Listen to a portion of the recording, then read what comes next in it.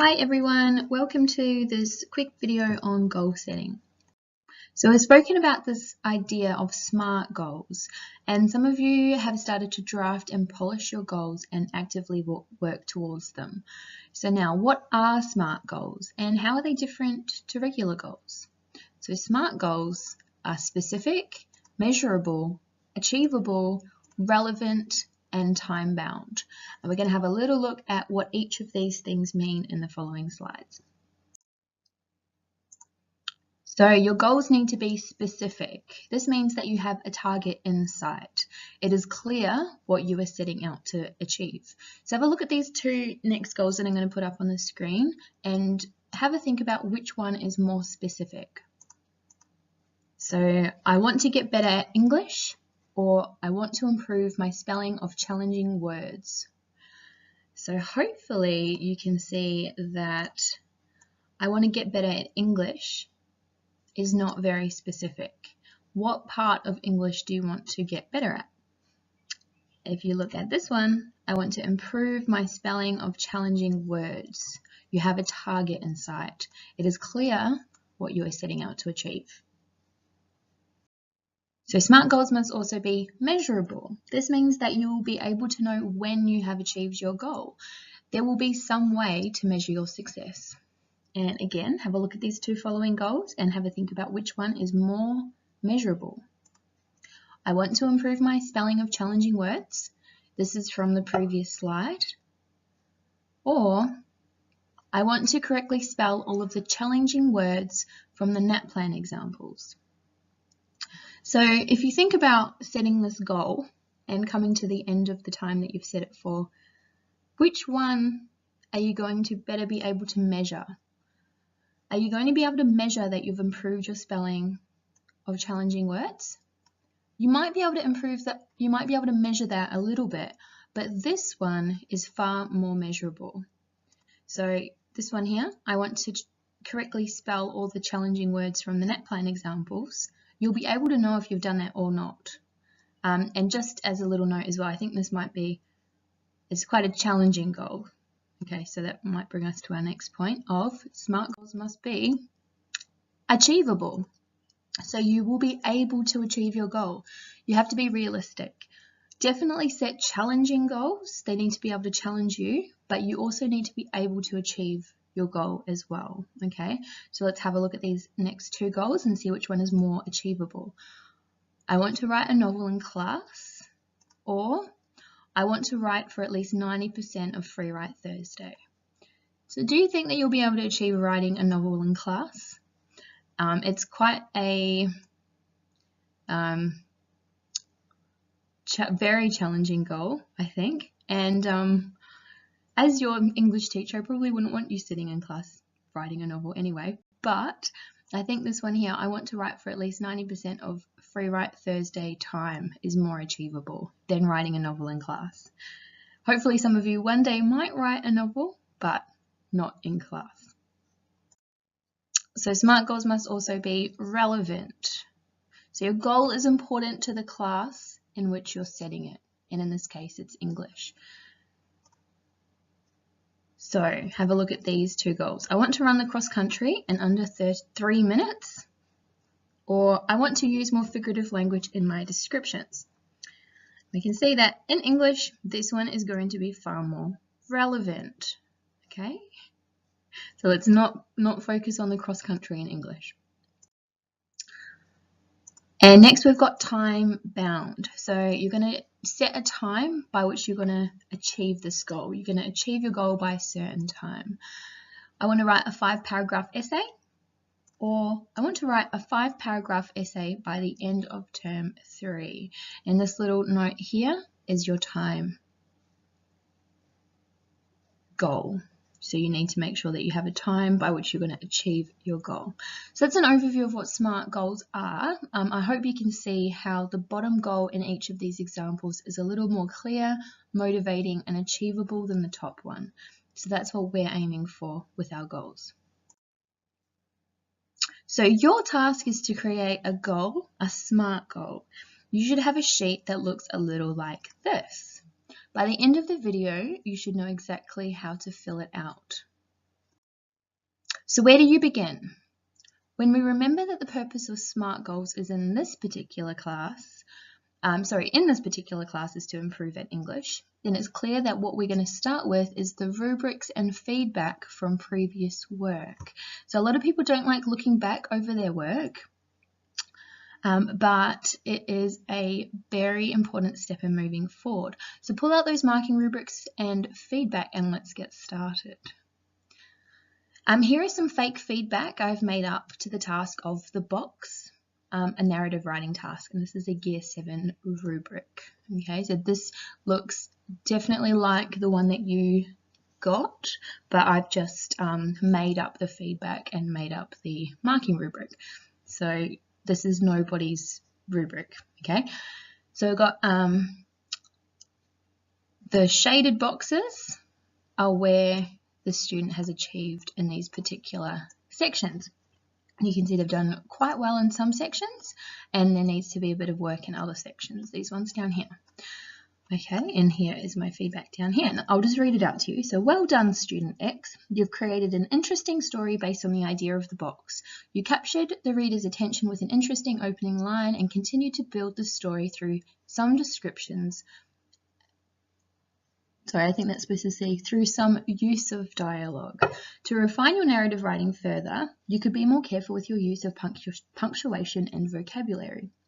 There are a lot of run-on sentences and paragraphs with no punctuation.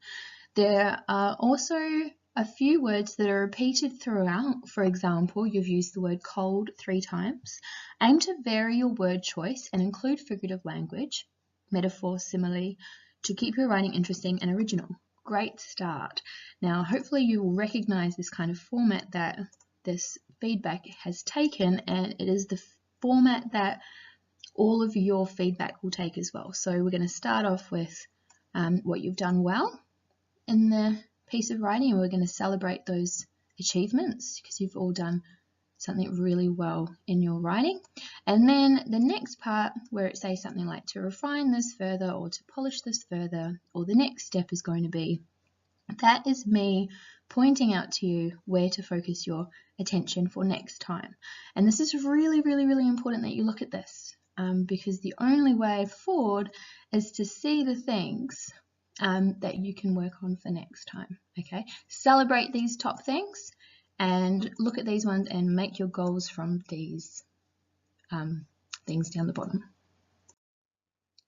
So here are the areas that we're going to focus on, the lowest part of the rubric and the areas of focus in the feedback. So there are 2 areas here, punctuation and vocabulary. They will make up 2 separate goals, and we're going to focus on punctuation in this video. So we can see that we've got uses simple familiar sentence structures to convey meaning to a reader. So we're wanting to jump this one across one. Creates a text using familiar language to describe and explain, and we want to jump that across one as well. This is going to be vocab. So we'll put that one aside for now. This one is going to link to punctuation though. So punctuation, and uses a range of familiar punctuation to assist in clarity, such as quotation marks for dialogue. And we're going to move this one across as well. So this is punctuation. In the feedback, which I've read out before, we've got careful with your use of punctuation. And vocabulary, there are a lot of run-on sentences. How do we fix run-on sentences? With punctuation, okay? And that's how the punctuation comes through, and no paragraphs with punctuation. So we're working on punctuation, and the rest of it is vocab. So we're looking at our punctuation, our use of punctuation to create no run-on sentences. We don't want run-on sentences, and we don't want paragraphs with no punctuation. That's just a whole lot of sentences with no punctuation at all running along. And the way to fix, actually maybe it's on the next slide. Let's move to the next slide.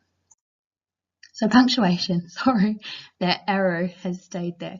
So these are the 3 focus areas. We've got a misuse of punctuation, we've got run-on sentences, and we've got paragraphs with no punctuation. And what we want to achieve is careful use of punctuation, no run-on sentences, and paragraphs with correct punctuation. And these are the arrows that go across. And so we can see from these 3 key areas of improvement that we want to work on, we can create this goal. My goal is to punctuate sentences correctly and write paragraphs with simple, complex, and compound sentences. So in class we've been learning about comma splices and we've been learning a little bit about run-on sentences. And the way that we fix those incorrect sentences is by using punctuation. And when we insert punctuation by correcting a comma splice or a run-on sentence, we're either creating in class 2 simple sentences by putting in a full stop and a capital letter, or a compound sentence by using a comma and a conjoining conjunction. And complex is another form of sentence that, if this was your goal, you'd want to look into. Okay? And let me just show you where I've got that as well. If I can go back. Can I go back? Can't go back. That's okay. If you go back to the rubric or you bring it up on another document, you'll see that the further you move towards the excellent achievement in the use of sentences, you're using a mix of simple, complex, compound sentences. So the other section of your goals looks like this. So you want to use your goal start date, your goal completion date, the steps that you're going to take to reach your goal, and when you know that you'll achieve your goal.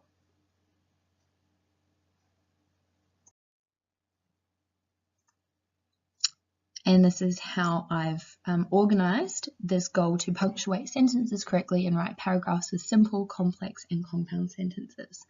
So the goal start date, term 3, week 2. Goal completion date, term 3, week 9. Steps I'll take to reach my goal? Well, firstly, if I'm not sure, I'm going to find out what simple, complex, and compound sentences are. To do this, I will ask my teacher or research this myself.